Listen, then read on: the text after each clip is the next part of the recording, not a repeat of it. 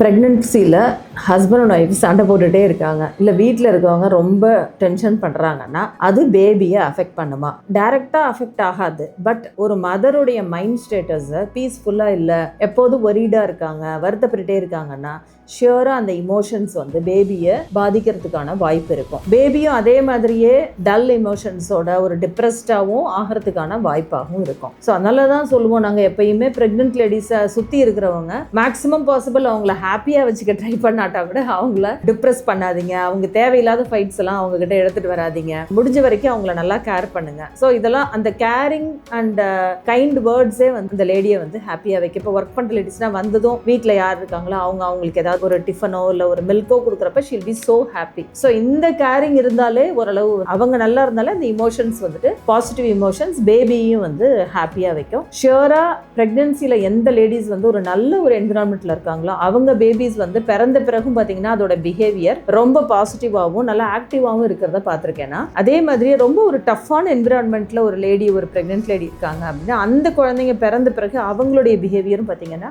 நிறைய டிஃப்ரென்ஸ் இருக்குது. அதுவும் வந்து வருஷம் எக்ஸ்பீரியன்ஸில் பார்த்துருக்கேன். ஸோ அதனால தான் ப்ரெக்னென்ட் லேடிஸ் வந்து அவங்களுடைய ஹஸ்பண்ட், மதர் இன்லாஸ், இல்லை இன்லாஸ், இல்லை ஃப்ரெண்ட்ஸ், மதர் இருக்கவங்க எல்லாருமே மேக்ஸிமம் பாசிபிள் அவங்களுக்கு ஒரு நல்ல ஒரு ஹாப்பி அண்ட் ஃப்ரெண்ட்லி என்விரான்மெண்ட்டை கிரியேட் பண்ணி கொடுக்கறது ரொம்ப ரொம்ப இம்பார்ட்டன்ட்.